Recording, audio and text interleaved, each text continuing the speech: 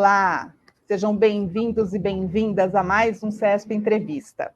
Hoje temos a honra de receber o professor Marcos Buqueride, que é professor titular do Instituto de Biociências da Universidade de São Paulo e é também vice-diretor do Instituto de Estudos Avançados da USP, onde atualmente ele coordena o programa Eixos Temáticos relativo a políticas públicas instituído pela reitoria da universidade. É também diretor do Instituto Nacional de Ciência e Tecnologia do Bioetanol e, entre 2015 e 2019, presidiu a Academia de Ciências do Estado de São Paulo. Seu trabalho hoje tem como enfoque principal a biologia de sistemas e ele desenvolve também pesquisas relacionadas às ciências urbanas aplicadas, trabalhando principalmente no desenvolvimento de políticas públicas embasadas em conhecimento científico. Em 2017, se tornou o único cientista radicado no Brasil a participar como autor do relatório especial do IPCC, o painel intergovernamental sobre mudanças climáticas, que foi publicado em dezembro de 2018. E hoje ele conversa conosco sobre os desafios de enfrentar a crise climática e adaptar as cidades aos eventos extremos provocados por ela. Professor, seja muitíssimo bem-vindo e muito obrigada por estar conosco nessa conversa no CESP Entrevista e no Jornal do Engenheiro. Muito obrigado, Rita. Um prazer e uma honra. Professor, nós já estamos há bastante tempo travando esse debate, né? A necessidade de atuar na preservação ambiental, reduzir as emissões de poluentes, de gases de efeito estufa, conter, desacelerar o aquecimento global e, ao mesmo tempo, adaptar as cidades para esses eventos extremos que têm sido cada vez mais frequentes, segundo os cientistas e especialistas dizem, serão cada vez mais frequentes. Hoje, nós estamos conversando aqui, dia 15 de maio, estamos aí vivendo uma tragédia de proporções ainda nem plenamente dimensionadas que ilustram essas questões todas lá no Rio Grande do Sul, com os temporais e as enchentes que seguem acontecendo. Professor, dividindo aí os dois desafios, né? Diminuir, desacelerar o aquecimento, preservar o ambiente e depois adaptar as cidades, né? Qual o caminho para enfrentar essa crise climática? Que medidas, enfim, a humanidade, os governos, as sociedades em geral, têm que tomar para a gente enfrentar essa questão de verdade, assim, o que é possível e necessário se fazer hoje? Bom, primeiro vamos caracterizar um pouco melhor esse evento que aconteceu no Rio Grande do Sul, né?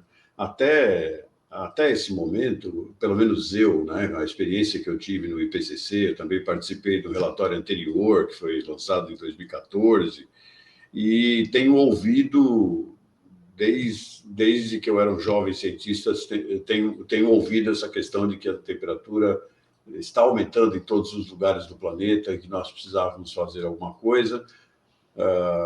Acabei entrando no IPCC e tendo que ler e reportar, escrever a respeito do assunto, mas nós vimos vários efeitos aqui no Brasil começaram a aparecer, como foi, por exemplo, o evento de Petrópolis, né? Só dando exemplo, né? Do ano passado, por exemplo, em São Sebastião, aqui em São Paulo, né? E nós já vimos estudando no Instituto de Estudos Avançados, com o grupo do USP Cidades Globais, vários pontos do Brasil que são pontos críticos, como o Rio de Janeiro, Recife, né, Santos, né, o próprio Rio Grande do Sul era um ponto também, e nós estamos tentando entender, né, o nosso papel como cientista. A gente primeiro precisa compreender o que está acontecendo, e nós já estamos, eu pelo menos tenho avisado em palestras que aqui nós estamos na engenharia, né? Nós estamos com os engenheiros, né? Que esse evento de aumento de temperatura e os impactos, eles não são lineares, eles são exponenciais, né? Então, conforme a temperatura vai aumentando, os efeitos vão ficando explosivamente mais para as pessoas que não lembram bem o que é. Então, uma exponencial é quando você vai de 2 para 4, de 4 para 8, de 8 para 16, de 16 para 32. Então, não é um evento que aumenta linearmente. E o Rio Grande do Sul, infelizmente, o estado inteiro, é uma prova de um ponto nessa curva exponencial. Eu espero que isso esteja errado, eu espero que a minha dedução aqui esteja errada. Mas, até agora, a moral da história é que nós tínhamos cidades afetadas, né? Petrópolis é uma cidade, São Sebastião é uma cidade. Agora, a dimensão aumentou tremendamente, foram 400, mais de 400, eu acho, né? 430 cidades até a última vez que eu ouvi, porque o evento ainda está em curso. E com um grande número de mortos e com um arrasto, né, do evento enorme. Está se falando em lugares onde as pessoas vão levar 3 meses para poder voltar na sua casa para ver o que aconteceu, né? A água baixa muito lentamente. Então, essa mega enchente, ela não tem comparação. Algumas pessoas dizem que compara com 1941, mas ela não tem comparação com 1941, porque em 1941 nós não tínhamos esse auxílio, né, essa ajuda das mudanças climáticas com esse aumento de temperatura. Nós vamos fazer, e quando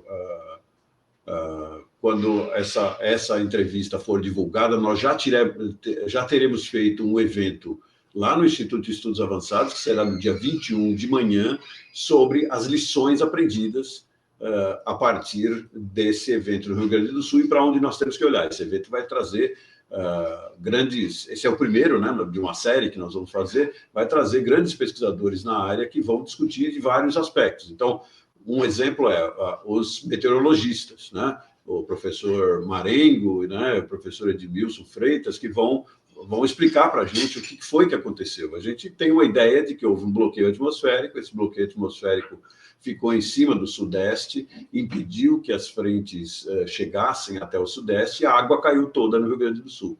E o Rio Grande do Sul, devido ao seu relevo, né? E à sua rede, né, de bacias hidrográficas, ele alagou o estado, né? Eu nunca tinha visto isso acontecer, talvez exista na história, mas eu não tinha visto isso acontecer, de um alagamento do estado. Nós tivemos o furacão Katrina, né, que já era um evento que a gente pode até dizer que já tinha alguma relação, mas os furacões são normais naquela área, né, e entrou esse furacão e arrasou ali a região de Nova Orleans.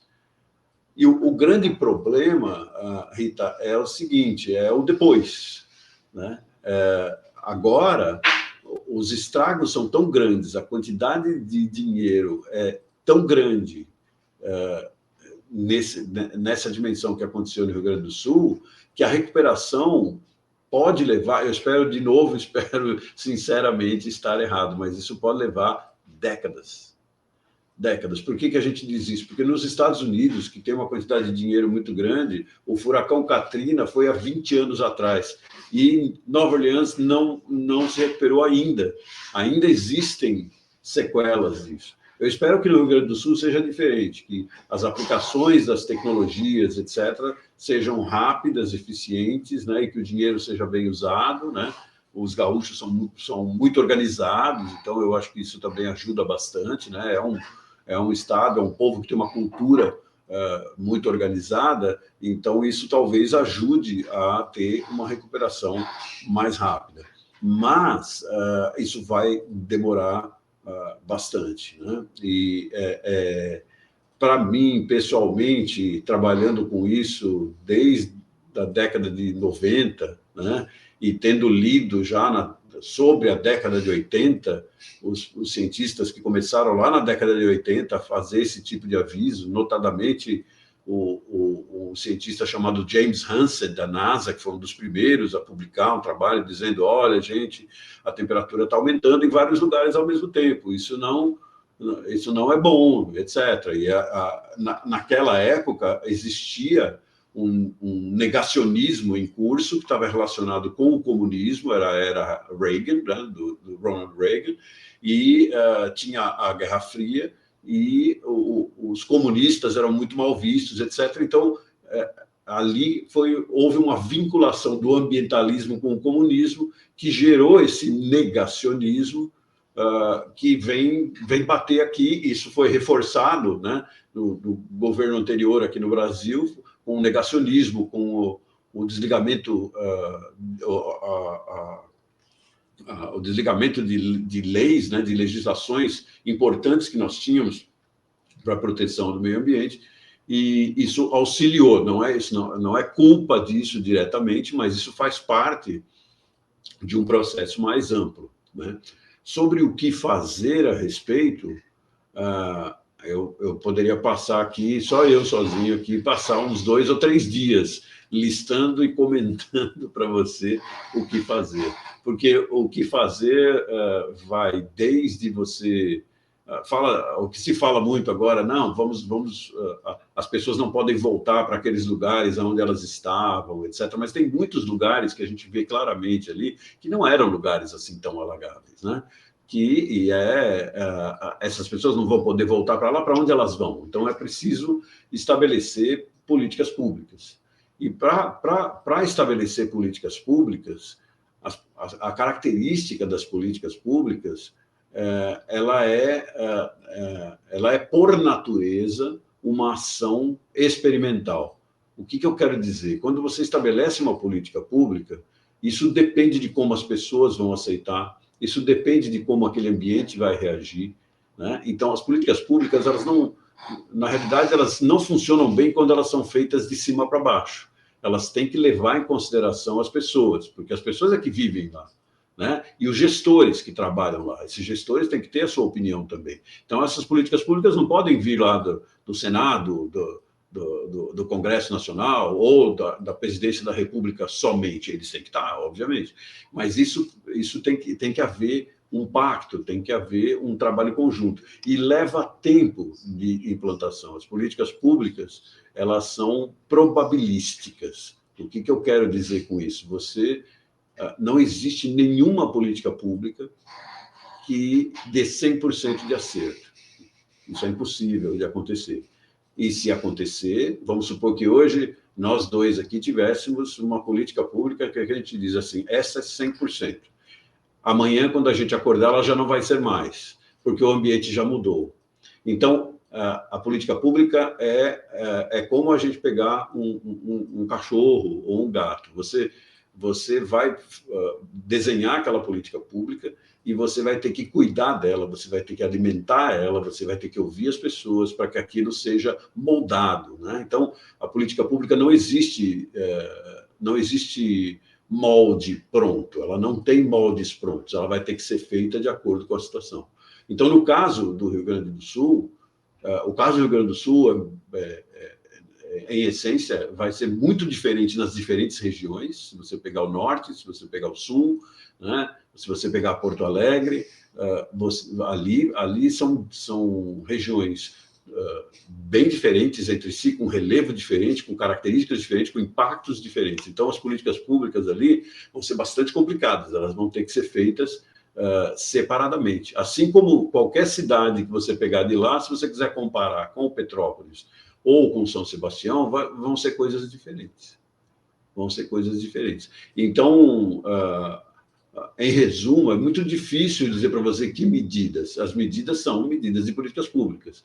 Mas antes de eu pensar em qualquer coisa, eu preciso... A primeira coisa que vai ter que acontecer ali é secar. A primeira coisa é baixar a água. Não secar, mas baixar a água. Baixando a água, as pessoas começam a fazer reconstrução.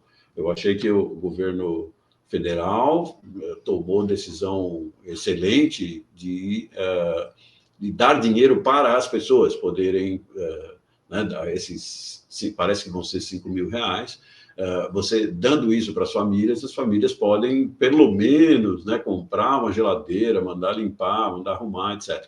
Mas a gente tem que lembrar que toda a infraestrutura foi quebrada, já não tem empresas, não tem negócio, muita gente faliu. Eu mesmo, aqui em São Paulo, eu tinha pedaço de equipamento que eu mandei arrumar, que foi para o Rio Grande do Sul, e a enchente levou e a empresa faliu. Então, o efeito vai muito além do que a gente está vendo ali, né? Porque o Rio Grande do Sul é muito importante. Então, muito importante do ponto de vista das pessoas, em primeiro lugar, obviamente, são irmãos brasileiros, mas muito importante do ponto de vista industrial, tem muitos e muitos produtos que nós usamos que são feitos lá, do ponto de vista agrícola, também eles são tremendamente importantes. Nós já estamos vendo, por exemplo, o preço do arroz já está triplicado, duplicado nos supermercados. E outros produtos que são feitos no Rio Grande do Sul também vão aumentar, porque nós vamos ter que exportar. Então, isso gera um dreno de dinheiro enorme e uma complexidade enorme dos problemas. Eu acho que, nesse momento, a gente nem consegue saber exatamente assim, o que vai ser, porque precisa recuperar toda a comunicação via estradas, a comunicação de você poder ir de um lugar para outro, que está quebrada, né? E isso é infraestrutura. Infraestrutura leva tempo. Então, ao invés de você precisa ir para Pelotas, você não consegue mais ir para Pelotas no mesmo tempo que você ia. Você vai ter que dar a volta, ir lá para uma outra cidade, voltar, etc. Tudo isso vai gerar um gasto enorme, vai gerar um transtorno enorme. Então, a infraestrutura está destruída. A infraestrutura de saneamento, isso é uma das coisas mais importantes, toda a infraestrutura de saneamento foi afetada, né? E aí a gente talvez vá ver impactos, por exemplo, na saúde, né? Agora, morreram pessoas que é um efeito agudo, pessoas que estavam na enchente, morreram na enchente e tal. Esse é um efeito agudo. Mas agora vem os efeitos crônicos, né, que nós vamos precisar cuidar. E um deles é o efeito na saúde, o efeito nos transportes, o efeito na própria comunicação.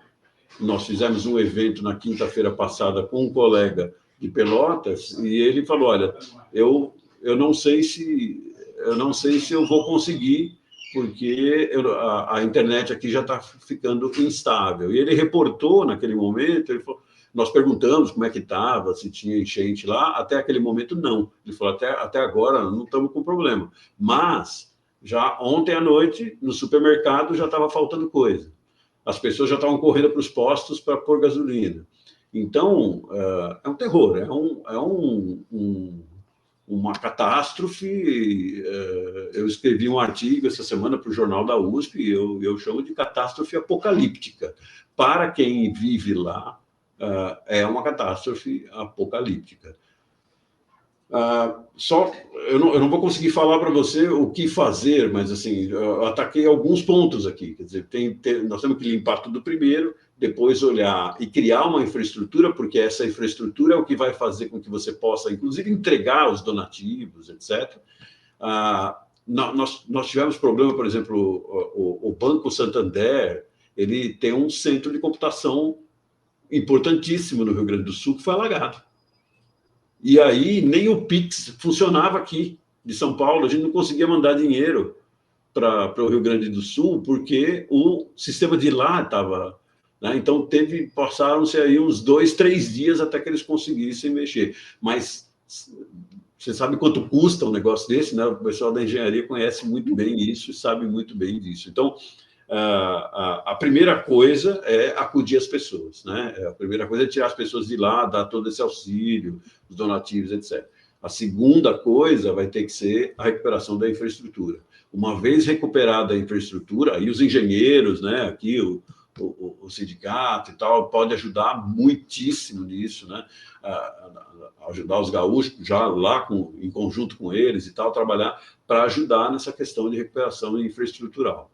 Uma vez que a infraestrutura comece a melhorar, aí você tem que começar a cuidar dos efeitos agudos que eu falei. Nós vamos ter que olhar para a questão das doenças, nós vamos ter que olhar, aí vem vindo as outras questões, a educação. A educação parou, né? Para muita gente, você não está tendo aulas. Muitos alunos talvez percam o ano, né? Porque vão perder o fim desse semestre, talvez percam o começo do semestre que vem com isso também. Então, é uma reação em cadeia, né, que se espalha eu diria, pelo Brasil, e não só pelo Brasil. Isso reflete na Argentina, que tem todo um comércio com o Rio Grande do Sul direto, reflete em todos os países latino-americanos, europeus, etc., que estejam relacionados, que se correlacionem de alguma maneira com o Rio Grande do Sul. E, não menos importante, ou talvez o mais importante, na questão da saúde, vai ser o acolhimento psicológico, né? Eu acho que essa questão é uma questão que vai pegar muito fundo, porque as pessoas construíram a sua vida inteira baseada nisso, e a gente sabe que mesmo que o governo ajude, tal, etc., esse trauma vai ficar. Duas questões sobre o que o senhor colocou aí. Primeiro, a questão das políticas públicas que o senhor falou. Não existe política pública pronta. Assim, pode dar correr o risco de uma interpretação de que então a gente vai na tentativa e erro e seja o que Deus quiser. Isso é uma crítica que se faz às políticas públicas, né? Aos gestores que implementam políticas dessa maneira, sem se basear em indicadores, sem ouvir a comunidade, que às vezes é o grande indicador que ninguém resolveu consultar para desenvolver uma política pública. Então, queria só que o senhor voltasse um pouquinho nisso para deixar isso claro, se tem esse aspecto do experimento, mas que também não é simplesmente a tentativa e erro. Outra questão sobre a reconstrução do Rio Grande do Sul, que leva muito tempo, o senhor deu o exemplo do Katrina. A reconstrução de New Orleans aconteceu com um processo de gentrificação. É uma preocupação que a gente deve ter, seguir um caminho que seja bom para as pessoas, que seja bom para o país, e não que seja uma oportunidade de investimentos? Primeiro, a tentativa e erro, a questão das políticas públicas. Nós temos pensado muito nisso aqui, nesse nosso programa sobre políticas públicas. A gente pensou bastante nisso. Aí nós desenvolvemos uma metodologia, pegamos 160 professores da USP, no início fizemos só com USP, né? Pegamos 160 professores da USP, professores titulares, professores de alto nível da USP, em 11 eixos temáticos diferentes. Depois eu te passo o link, se as pessoas quiserem, podem entrar no site e assistirem os eventos. E o nosso livro está quase para ser lançado, logo já está pronto o primeiro livro. E com essa metodologia, nós fizemos o seguinte: nós produzimos 800 itens de agenda. Itens de agenda são, sei lá, 4 ou 5 linhas, né, bem genérico, dizendo qual o caminho, né? Então, isso faz... Esses são os elementos norteadores das políticas públicas. E nós estamos falando de ciência, nós estamos falando de educação, estamos falando de democracia, né? Tudo isso no âmbito dos Objetivos do Desenvolvimento Sustentável da ONU, tudo atrelado a nossa visão de futuro, é a visão da Agenda 2030 dos Objetivos do Desenvolvimento Sustentável. Então, a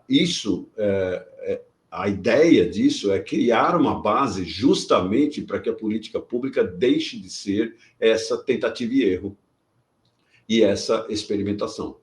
Por isso que eu falei para você anteriormente que existe um elemento probabilístico dentro da política pública. Ela é provável que ela chegue ali a 70% de eficácia, né? Se ela chegar a 70% de eficácia, está ótimo. Aí eu tenho que ir arrumando ela, porque ela não é... Quando você faz um plano, qualquer plano, e existem várias discussões sobre se política pública é um plano ou política pública não é um plano, né? Então, o exemplo que eu tenho na cabeça vem daqui de São Paulo, que foi uma política pública feita pela Secretaria de Meio Ambiente do Estado de São Paulo. Ela foi feita junto, não só com o secretário, passaram vários secretários. Teve um secretário que foi muito importante, que merece ser nomeado, o Eduardo Trani, que foi muito importante, foi um líder muito importante nesse aspecto da gente fazer a conservação das florestas no Estado de São Paulo. Então, houve um trabalho dos técnicos de alto nível que a Secretaria tem, junto conosco, com cientistas, vários cientistas de diferentes áreas. Esse trabalho foi tomando corpo e foi criando a política pública. Quando aquilo chegou num determinado ponto, eles começaram a fazer audiências públicas para saber, olha, com a população, dizia, gente, nós vamos colocar isso daqui, o que vocês acham? E ouviram mesmo, ouviram se sim ou se não, etc. e tal, e foram ajustando as políticas públicas, e aí fizeram a implantação delas, né? Começaram a fazer a implantação delas, né? Essas são as concessões dos parques, o Parque do Ibirapuera, né? A Serra do Mar, etc. E aí fizeram efetivamente aquilo que estava lá na política pública. Depois de toda a consulta, teve projetos que tiveram 3 audiências públicas, né? E isso levou mais de ano para fazer, não foi uma coisa simples. E o centro disso foram justamente os técnicos, os gestores públicos, que foram os protagonistas disso. No começo, com um protagonismo maior dos cientistas, porque tem essa consulta, depois os cientistas vão ficando só como observadores e consultores, o gestor vai andando, a política tem que abrir as portas, isso tem que acontecer, a população entra também no jogo, e aí eu acho que dá para entender agora, eu acho que o nosso telespectador vai entender melhor por que eu chamo de probabilístico, porque aquela ideia inicial que sai, que está lá nos nossos itens de agenda, elas são ideias genéricas, e elas vão ser transformadas em políticas públicas por diferentes grupos. E vai depender, então, se você vamos pegar agora, vamos de volta lá para o Rio Grande, né?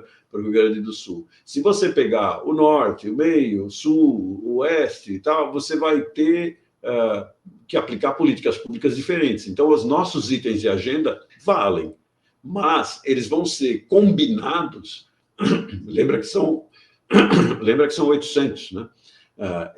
Eles vão ser combinados pelos gestores, e os gestores podem até colocar alguns que nós não pusemos lá, eles vão ser combinados de tal maneira a construir um plano para que aquele espaço específico atinja o máximo desempenho possível. Então, é nesse sentido que eu quero dizer que é probabilística. Mas, se você não tiver as agendas, se você não tiver a base para começar a pensar, e essas agendas são baseadas em pesquisa científica, você vai obrigatoriamente se perder no meio. E se você se perder no meio, a sua política pública não vai funcionar.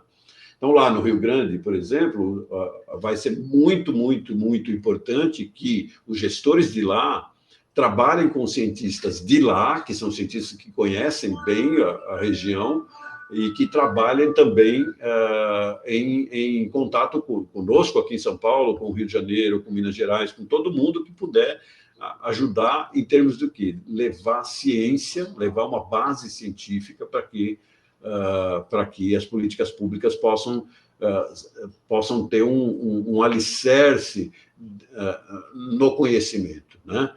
Falar aqui para a engenharia é muito... Os engenheiros entendem isso perfeitamente, né? Se você não tiver uma boa base, um bom alicerce, né? A política pública, se você quiser fazer uma analogia com um prédio ou com uma ponte, os nossos itens de agenda são os pilares, né? A solidez desses pilares, né? É que vai determinar se lá na frente o gestor vai colocar elementos e ações específicas ali que vão funcionar da melhor maneira possível.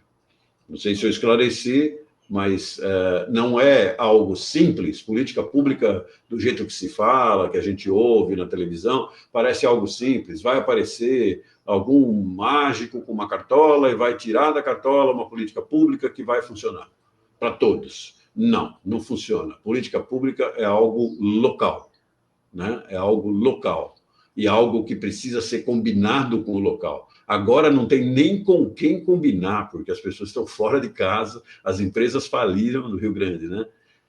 E aí nós temos que olhar, a partir desse fenômeno, nós temos que olhar agora para o futuro. Quais são os próximos? Essa é a discussão que nós vamos fazer no Instituto de Estudos Avançados. Para onde nós temos que olhar agora? Porque agora nós temos que cuidar do Rio Grande do Sul. Legal, vamos cuidar. Agora é uma questão de políticas públicas, que eu chamo de políticas públicas de emergência, né? Porque o fenômeno já foi. Nós estamos fazendo aquilo que, em sustentabilidade e mudança climática, nós chamamos de adaptação, porque a gente não fez a mitigação, que era evitar a emissão de gases de efeito estufa quando a gente deveria. Isso são 40, lá vão 40 anos, 50 anos que está sendo falado. Não fizemos direito, então agora estamos pagando o preço e estamos pagando caro. Isso vai custar muito, muito caro. A gente quer também chegar a um ponto de poder avaliar isso com todos os seus... né? Mas a questão que se coloca agora para o Brasil, dado o que aconteceu no Rio Grande do Sul, é para onde temos que olhar. Aí sim, as políticas públicas aí mudam, aí é diferente. Como é que nós podemos nos preparar? Né? Em regiões de maior relevo, pessoas que já estão morando em lugares que pode acontecer. Então, aí talvez agora os governos se conscientizem de que vão ter que mudar, tirar as pessoas. Então, você aí vai para o segundo ponto, né? Você falou de New Orleans e da gentrificação. Não tem como, a gentrificação é um sintoma, não, eu acho que não tem como não gentrificar, né? As pessoas, o trauma causado é muito grande. As pessoas nem sabem muito bem o que é gentrificação, né? A gentrificação, só para explicar aqui, a gentrificação é quando as pessoas são impulsionadas para fora de onde elas moram, né? Vou dar um exemplo mais, né? A gentrificação, por exemplo, na cidade de São Francisco, nos Estados Unidos, é um caso clássico, né? O que aconteceu foi que com aquelas companhias de computação super, né, pagando super bem para as pessoas começaram a comprar as casas e os apartamentos, né?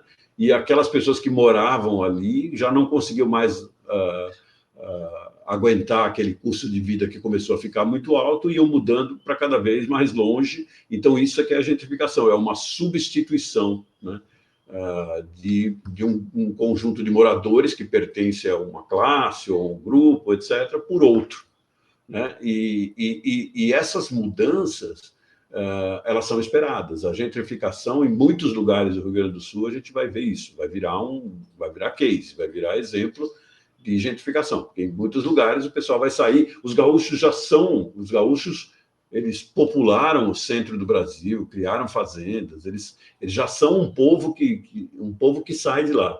Então, pode ser que eu esteja errado, mas pode ser que haja bastante dessa gentrificação.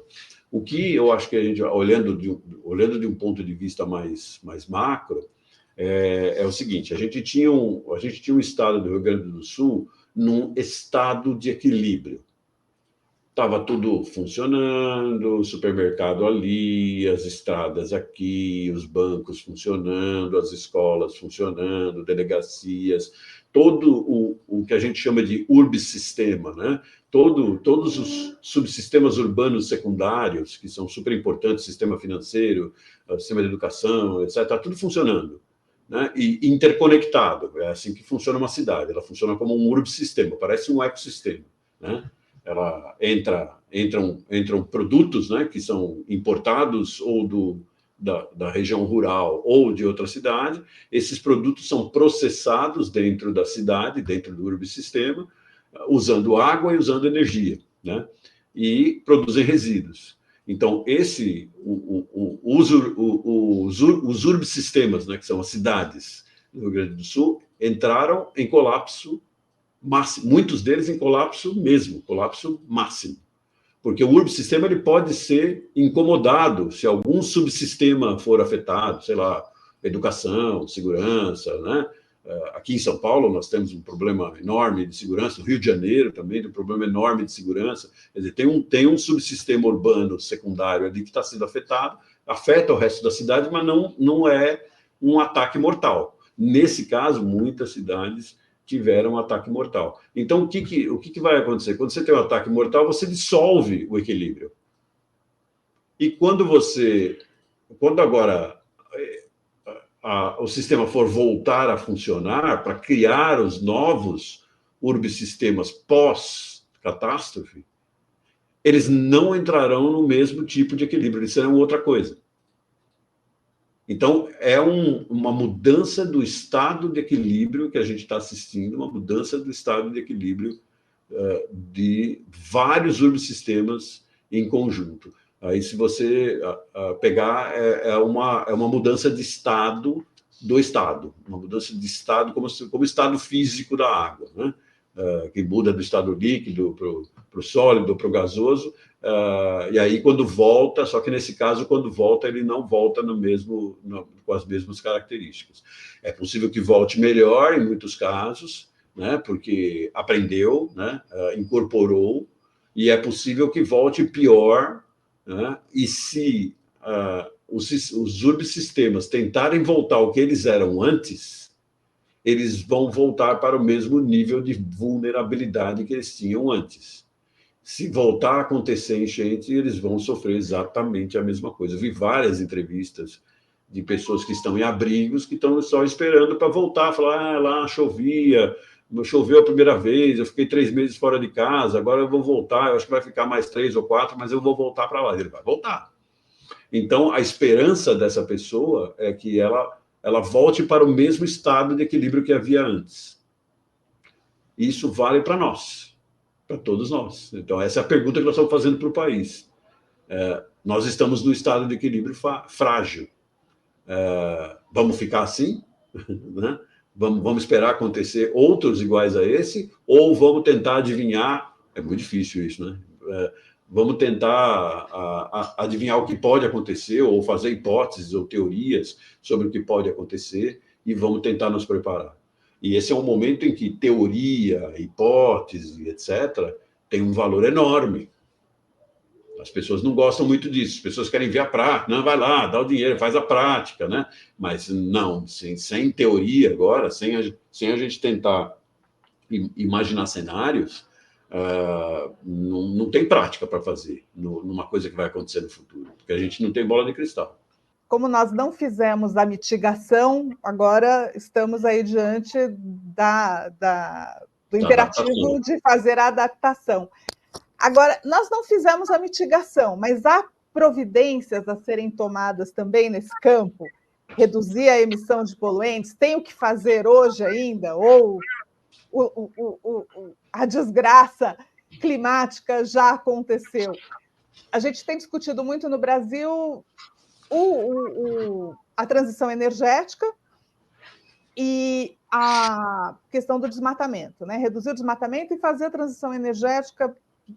O Brasil já tem uma matriz limpa, majoritariamente limpa, na energia elétrica, mas ainda depende muito de combustível fóssil, especialmente para o transporte público e o transporte de cargas, enfim. E tem outras medidas que deveriam e terão impacto ainda, porque o negacionismo, chamado negacionismo climático, tem várias vertentes aí, né? Tem desde isso é mentira, não é nada disso, a ação humana não interfere nisso, ao agora já era, não tem mais o que fazer, nada que se fizer vai ter. Assim, ainda dá para agir na mitigação, e o que é mais importante fazer, o que é possível fazer? Bom, mitigação, a mitigação principal tem um termo em inglês que chama-se phase out, sair de fase, fazer com que o uso de combustíveis fósseis saia de fase, com que ele não seja mais usado, né? E isso, na última COP, lá em Dubai, a gente vê lá, principalmente as pessoas mais jovens fazendo eventos e fazendo manifestações para o phase-out do petróleo, né? Principalmente lá em Dubai, né, que são produtores de petróleo, teve bastante disso também, ainda mais forte. O problema é o seguinte: nós construímos, né, nós, principalmente o hemisfério norte, mas nós também, nós construímos um sistema, todos esses subsistemas que eu falei aqui, a base deles é petróleo. A base principal é petróleo. Vai usar gasolina, vai usar diesel. Para chegar lá, você vai ter que usar combustível de aviação, ou vai ter que usar ônibus, ou vai ter que usar trem, ou vai ter que usar... Né? E a energia elétrica no Brasil, como você disse, ela é bem mais limpa, porque 80% da energia elétrica do Brasil é de hidrelétricas, né? Nós somos um país exemplar. Se todos os países fossem igual ao Brasil, a gente não estaria com esse problema. O Brasil fez o seu trabalho em termos energéticos, fez muito bem o seu trabalho, por diversas razões. Não é que a gente tivesse pensando nisso, não. Mais recentemente, sim. Lembra que a gente fez a Rio 92, né? A Eco 92 foi aqui, e dali saíram várias decisões. Então, aqui sempre se pensou bastante na parte ambiental, sim. Mas, na questão energética, foi devido à crise do petróleo, preço muito alto do petróleo, que a gente passou a usar, por exemplo, os carros a álcool e depois os carros flex, né? E hoje no Brasil a gente tem aí, como nenhum outro país do mundo, você pode pôr gasolina ou álcool, né, do jeito que você quiser. E a gente ainda tem, eu costumo dizer, no Brasil não tem gasolina, né? Porque não existe gasolina pura. 27% é álcool na gasolina, né? Então, nem isso a gente tem, né? Nem gasolina pura a gente tem. E o biodiesel é 14%, agora subiu para 14% do diesel do país é biodiesel, né? E nós estamos caminhando agora para um outro... O grande problema que nós temos no transporte é que os motores grandes, o álcool não serve para eles. Não dá para a gente fazer motores grandes, os engenheiros todos sabem disso. Então, nós estamos indo no caminho de produzir hidrogênio a partir do etanol. Nós temos a primeira planta do mundo de produção de hidrogênio a partir da reforma do etanol, vai ser inaugurada aqui na USP em agosto. E nós vamos ter 3 ônibus, aí sim, motor grande. Nós vamos ter 3 ônibus andando no campus, né? Nós não podemos sair do campus porque ainda não existe legislação, etc. A gente já está começando a trabalhar nisso, mas nós vamos ter 3 ônibus andando no campus com hidrogênio, né? Que não é hidrogênio de água, é hidrogênio de etanol. Por que o etanol é importante? Porque o etanol é um combustível líquido transportável. Eu não preciso ficar transportando hidrogênio para lá e para cá, né? Esse hidrogênio, ele também pode ser exportado para a Europa, etc. Então, e aí existem outros problemas que nós estamos estudando, que a gente não tem produção de etanol suficiente, né, para suprir isso. Então, nós estamos trabalhando, estamos pensando, estamos formando aquelas teorias e hipóteses que eu falei para você, e criando esses cenários, e vamos passar isso para o governo, para a engenharia, para que isso seja aplicado. No quesito de mitigação, Rita, a gente nós não temos mais como evitar esse aumento de temperatura, pelo menos até agora, nós não temos como evitar esse aumento de temperatura que vai vir aí nesse meio do século até talvez o fim do século, por causa de um efeito inercial, um efeito de inércia. O CO2 já está lá, já tá circulando, né? E a gente já está vendo efeitos. Eu vi na semana passada um resultado muito preocupante, que é, por exemplo, o aumento da superfície do nível do mar, o aumento da temperatura na superfície do nível do mar. Ele deu um salto, né? E agora os oceanógrafos estão dizendo que parece que a água subterrânea, a água do fundo do mar, também está aquecendo. Isso pode mexer com as correntes marítimas. E se isso mexer com as correntes marítimas, como o mar é 3/4 da Terra, isso mexe muito mais com o clima do que a Terra. Então, tem coisas bem preocupantes acontecendo. Eu não gosto de ser alarmista, mas depois do Rio Grande do Sul eu comecei a ficar mais preocupado. Então, essa mitigação, um dos caminhos que nós estamos indo é enterrar o CO2, é sugar o CO2 da atmosfera e enterrar esse CO2 em profundidade, 3, 4 quilômetros de profundidade.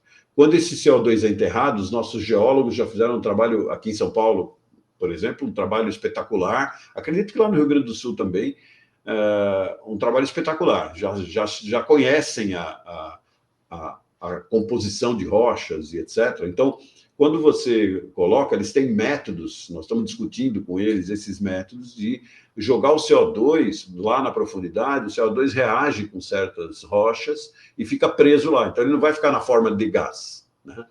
Ou então joga o CO2 no estado supercrítico, que é um estado especial, como se fosse um líquido, que vai ficar preso lá debaixo da Terra. Com isso, a gente retira o CO2. A nossa produção de etanol, o caminho que nós estamos indo nesse momento é de que, trabalhando com a usina, de tal maneira que a produção de etanol, quando nós produzimos etanol, a nossa emissão será negativa, não é emissão zero, é negativa, porque todo o CO2 que é produzido durante todo o processo, desde que o CO2 é absorvido pela planta na fotossíntese, até sair na forma de etanol e virar hidrogênio, todo o CO2 que é emitido ali, ele é jogado para baixo da Terra, né? E com isso a gente vai zerar e a gente vai poder, acoplando isso a sistemas de captura de carbono, poder diminuir o gás do efeito estufa na atmosfera. Essa é uma forma de mitigação. Aqui nos eixos temáticos, a gente tem um eixo de energia, né, que tem, inclusive, o professor daí do sindicato, né, que participa, que é o Roberto Cardoso, né? O nosso Cardoso, que é um dos coordenadores do eixo de energia, né?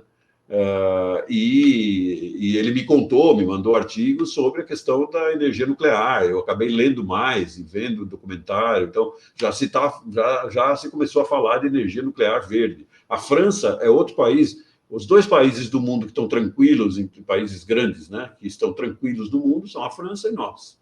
A França tem a energia nuclear deles, eles estão tranquilos ali. Você tem que dispor do lixo nuclear, assim como tem que dispor dos outros lixos também.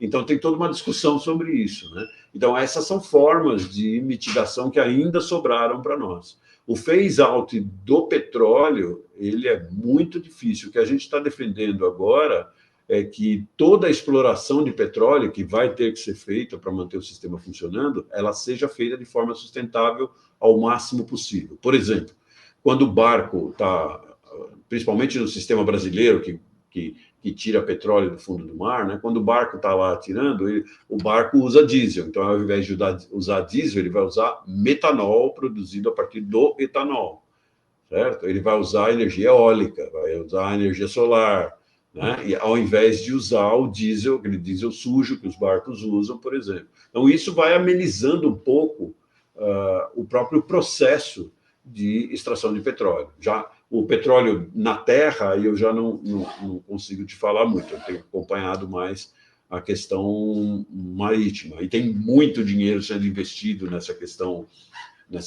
de prospecção marítima. Então nós vamos ter que conviver com adaptação. Nós já discutíamos isso lá em 2014 no IPCC, depois no de 2018 também, porque a gente passa 4 anos para fazer aqueles relatórios, sabe? Então, o de 14 começou lá em 2010, né? Aí depois o outro começa em 14 e vai para 2018. Então, a gente leva 4 anos de discussão, indo para, né, fazer discussão em diferentes países e olhando toda a literatura. A gente acompanha a literatura por 4 anos para poder escrever cada um desses relatórios. Aí, o que acontece é que quando a gente vai... E esse é um outro ponto que eu acho que é fundamental. Quando você vai para uma COP, eu não sei se você, Rita, já foi, você vê que as COPs não têm... não funcionam como a gente acha que elas deveriam, pelo menos como eu acho que deveria funcionar. As COPs, nessa última COP, eu ouvi a palavra IPCC, eu ouvi o nome do IPCC, talvez umas 2 vezes. Eu passei lá a semana inteira, todo o tempo, indo a eventos o tempo todo, e a ciência está fora. A única coisa que aquele pessoal capturou foi que a temperatura do planeta está aumentando. Mas não tem, o IPCC deixa de existir ali. E quando, na realidade, como aconteceu em Paris, eu acho que em Paris houve uma interação maior, foi isso que gerou o relatório especial que foi publicado em 2018.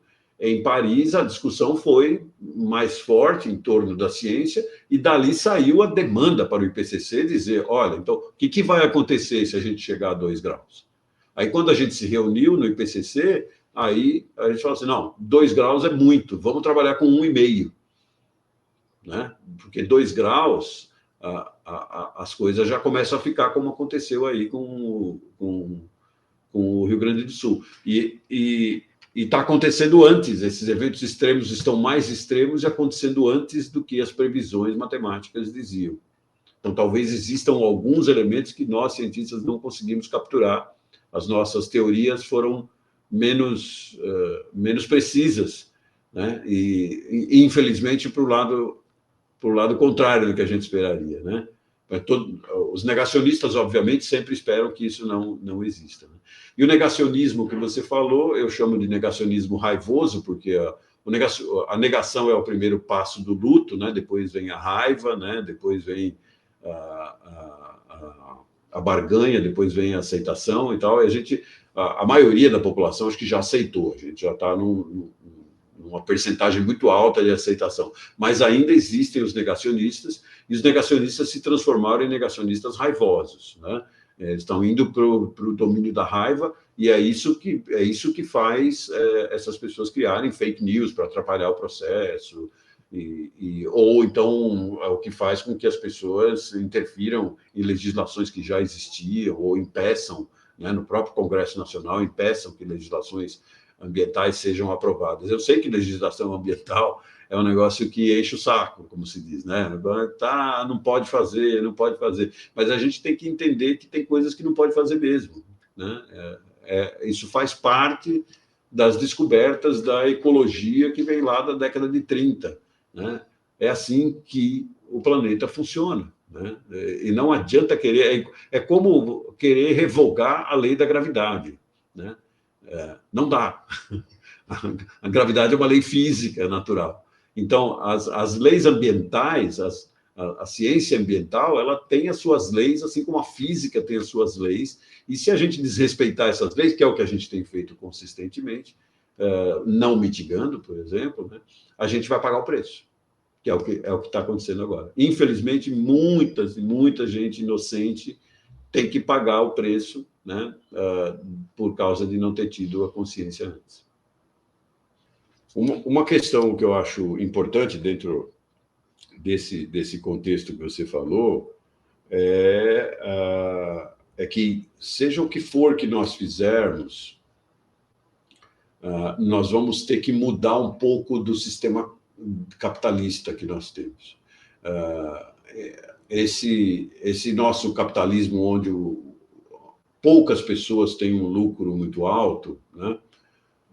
Ele vai ter que mudar, isso vai ter que ser dividido. O que está acontecendo com o Rio Grande do Sul, né? Muito do lucro que nós mesmos tivemos, outras pessoas têm, está tendo que mandar para lá para acudir a pessoa de lá. Então, precisa haver uma mudança também de mentalidade das próprias empresas, né? E está havendo. Não é só tom de crítica, não. Tem muito elogio para fazer. Tem muitas empresas que estão pensando estão pensando em como fazer isso. É lógico que estão visando lucro, mas se não tiver lucro, não tem o salário, a gente não tem emprego e não tem o sistema funcionando. Não é... O sistema é capitalista, e esse sistema capitalista funciona assim. Se a gente não gosta, tem que ir para outro lugar. Infelizmente, é assim que as coisas funcionam. Então, esse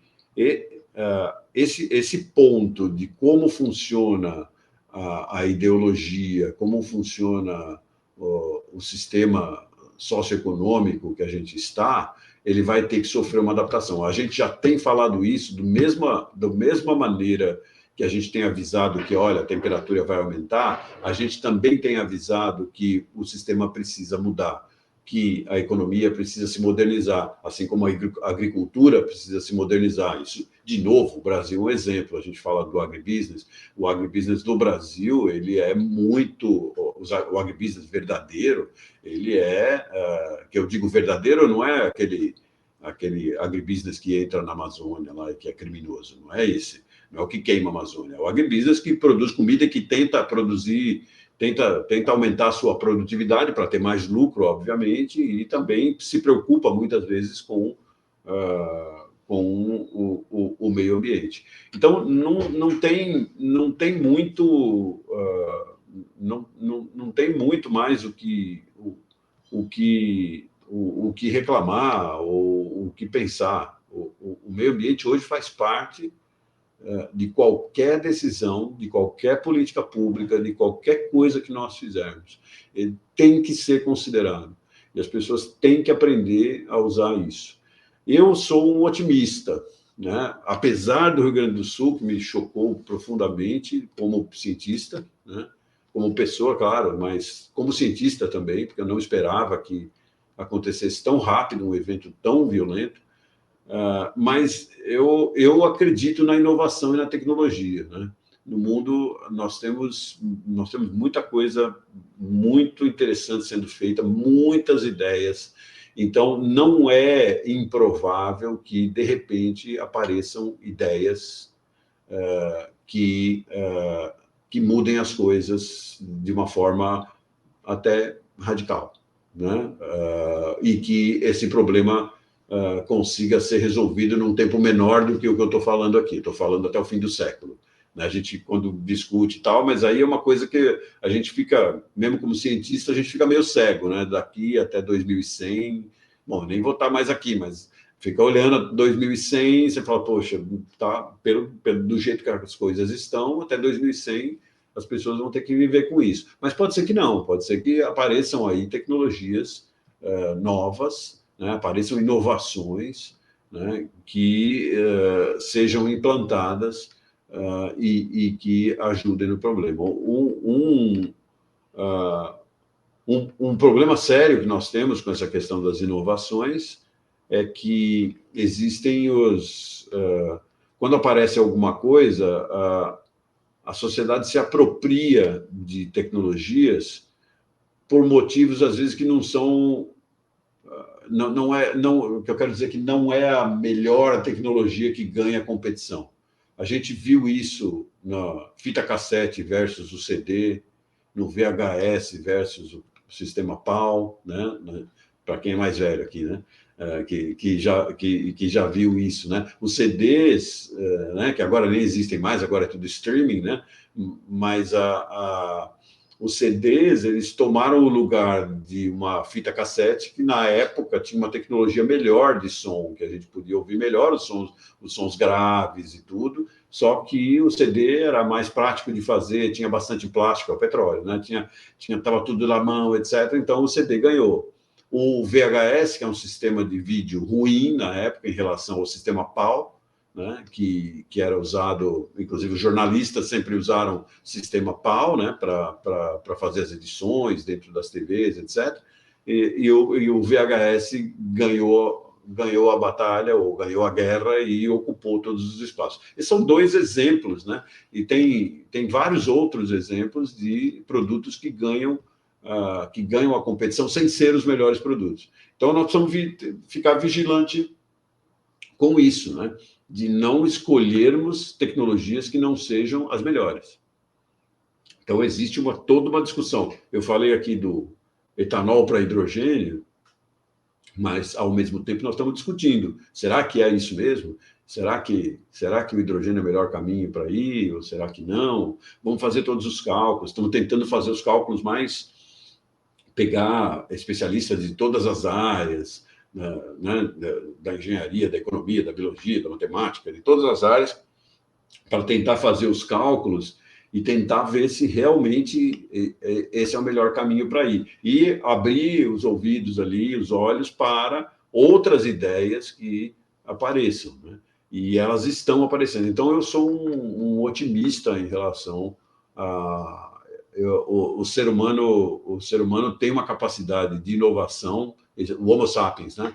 Desde uns 20 mil anos para cá, depois da invenção da agricultura, o ser humano, e principalmente nos últimos 2 séculos, e particularmente nesse último século, e agora no 21 também, o Homo sapiens demonstrou uma capacidade de inovação absolutamente incrível. Está aí a inteligência artificial generativa, que vai ser tecnologia que vai ajudar muito nessa questão do Rio Grande do Sul, vai ser, e outros tipos de tecnologias que os engenheiros, que são aqui os nossos, né, os nossos patrocinadores, vamos dizer, os nossos, né, aqui do tema dos sindicatos, os engenheiros são absolutamente fundamentais em implantar isso, em aperfeiçoar esse tipo de coisa. Então, precisa ter essa conexão, né, que vai lá da política pública do jeito que eu falei, embasada em ciência, até chegar na engenharia, colocando o processo para funcionar, o gestor público colocando o processo social para funcionar, né? Então, essa conexão que a gente vai precisar agora aprender a ter. E é isso, né? Que as escolhas tecnológicas de políticas públicas sejam feitas baseadas na melhor informação disponível e não se sujeitem a lobbies de interesse ou outras coisas do tipo, né, professor? Nós estamos colocando, Rita, no programa Eixos Temáticos, nós temos uma parte dele, colocar à disposição da sociedade as 105 mil teses que nós temos no nosso banco de teses. E criar um sistema de busca com inteligência artificial que você pode ir lá e buscar informação e achar dentro de uma determinada tese, porque hoje você só vê o título da tese, o resumo e os autores. Agora não, nós estamos entrando e mergulhando no texto das teses. Então, são 105 mil teses que vêm lá da década de 60 até agora, que as pessoas vão poder, para fazer isso faz parte do nosso projeto de políticas públicas. Nós damos a base ali, que são os itens de agenda. Aí você pega aqueles itens de agenda e fala, bom, agora eu estou pensando que eu deveria ir para cá ou para lá. Será que alguém já fez isso? Aí vai poder entrar lá e entrar no nosso banco de teses. Isso é só a USP, mas a gente quer trazer a USP, a Unicamp, a URGS, a UFMG, todo mundo um dia para esse universo de conhecimento. E aí sim as políticas públicas deixarão de ser erráticas e baseadas em conversa de bar ou conversa de jantar. O político conversa lá com alguém no jantar e dá uma opinião, aí sai uma política pública dali. Nós precisamos parar com isso. A gente precisa ter política pública que seja coletiva, de acordo com as pessoas, com base em conhecimento. E um super esforço de divulgação científica também esse, né? Porque exatamente, abrir esse acesso, muito bom. Professor, eu quero agradecer muito a sua disponibilidade aqui, essa conversa super importante nesse momento que é super difícil, em especial para o Rio Grande do Sul, mas para todos nós, né? Uma tragédia que doeu em todo mundo, né? E continua doendo, né? Nesse momento que a gente está conversando aqui. Eu espero que quando essa nossa entrevista for para o ar, no início de junho, as coisas já estejam num patamar melhor, mas segue aqui, de qualquer forma, a nossa total e restrita solidariedade ao povo gaúcho, ao estado do Rio Grande do Sul, que a gente espera que seja reconstruído. Sabemos que vai ser difícil, não tem como se iludir em relação a isso, mas que seja reconstruído da melhor maneira possível e ressignificado lá para melhor, né? Não volte para os problemas antigos e nem piore.